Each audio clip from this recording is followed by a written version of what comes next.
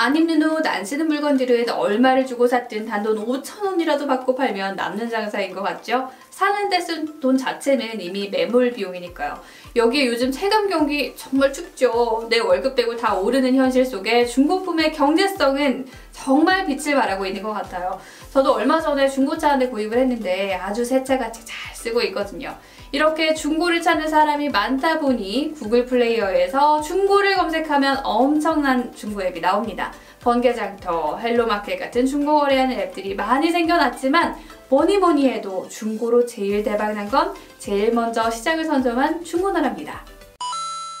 중고나라는 2003년에 네이버 카페로 시작을 했어요. 찾는 사람이 점점 많아지니까 2014년 기업으로 전환을 했고요. 2016년엔 앱까지 출시했는데 지금은 회원수가 2,100만 명, 우리나라 사람들의 절반 가까운 사람들이 회원입니다. 총 거래액 예상치가 3조 5천억 원이니까 중고 판다고 절대 무시할 수가 없습니다.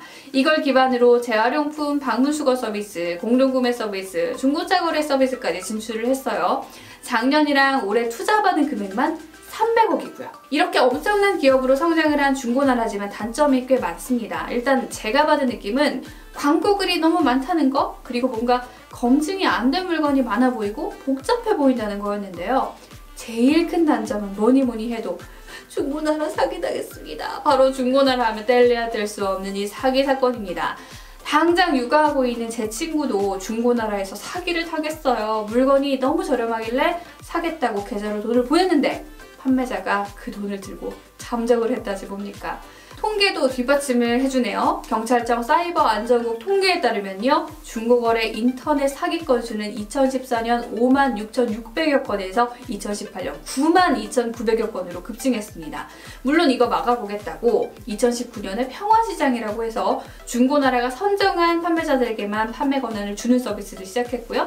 중고거래 빅데이터를 다 분석을 해서 찾은 9가지 안전거래 패턴을 적용해보기도 했지만 이미 한번 중고나라에서 사기라도 당해본 사람은 절대 다시 쓰기 힘들겠죠. 이걸 해결하는 가장 쉬운 방법은 사실 직거래인데 전국 기반의 서비스다 보니까 서울 사는 사람이 제주도 가서 직거래하긴 힘들겠죠. 그런 한계가 있습니다. 이 사이를 비집고 들어온 게 당근마켓입니다. 일단 당신 근처의 마켓이라는 이름처럼 중고나라가 해결하지 못한 직거래를 완전 가능하게 만들었어요. 당근마켓은 동네에서만 쓸 수 있기 때문이죠. 가입하면 끝이 아니라 동네 인증이라는 걸 해야 되는데요. 거리도 딱 정해져 있어요. 반경 6km예요.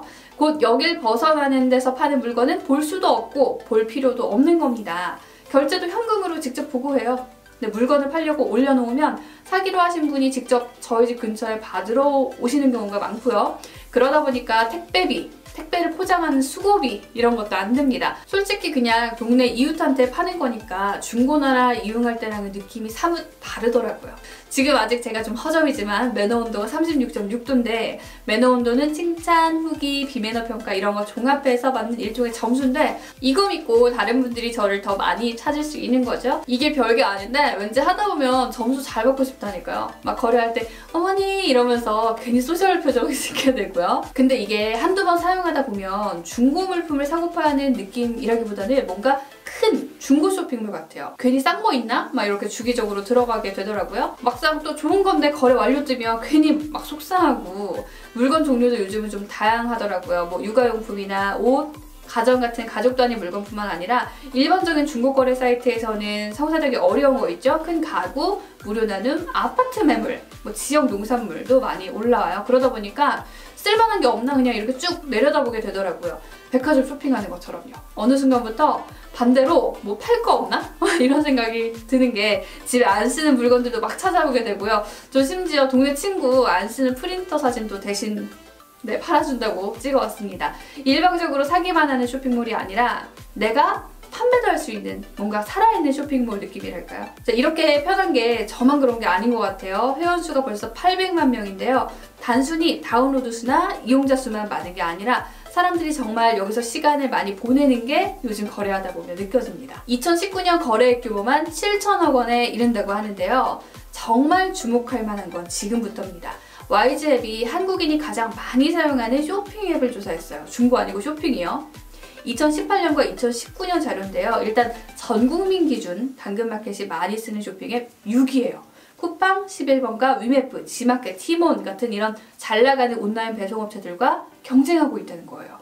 중고시장을 넘어서 더 큰 쇼핑앱 시장에서는 선방하고 있다는 거죠.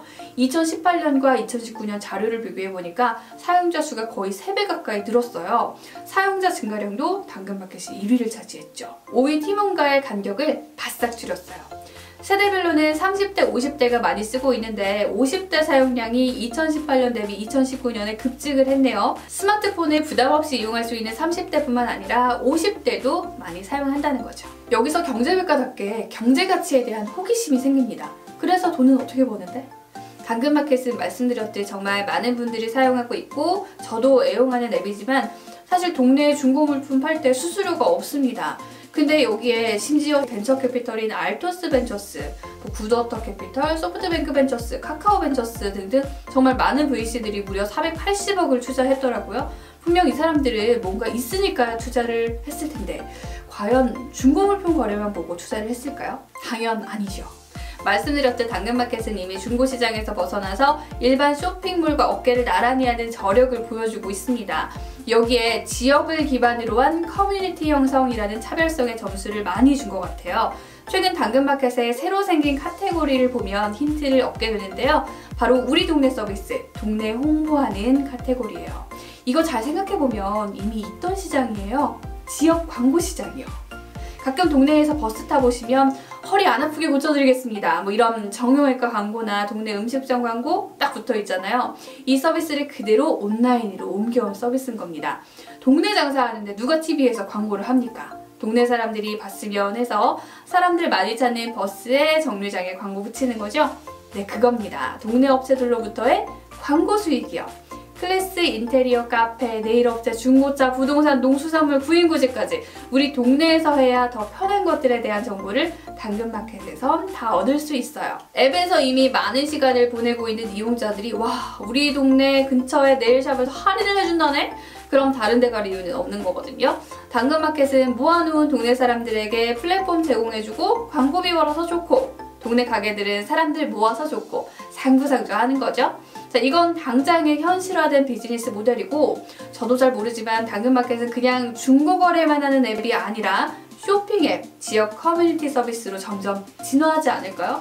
그런 큰 그림이 없으면 투자를 크게 못 받았겠죠.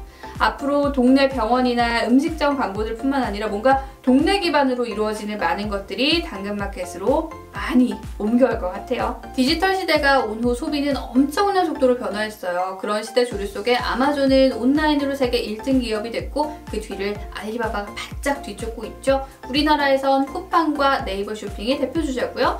월마트, 코스트코, 이마트, 롯데마트 같은 오프라인 매장 가진 기업들은요.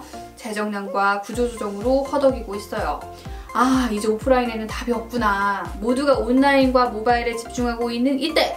온라인과 오프라인을 결합한 형태의 새로운 영역을 열고 있는 게 당근마켓인 것 같네요. 시대는 늘 돌고 돌았습니다. 언택트 시대라고 이제 배송은 택배기사조차 만나기를 꺼려하는 소비자들이 많죠. 모든 게 온라인화되는 시대 속에 IT와 모바일을 활용해서 역으로 사람들과의 만남 속에 가성비까지 주는 당근마켓의 역발상이 새로운 조류를 형성할 수도 있지 않을까요?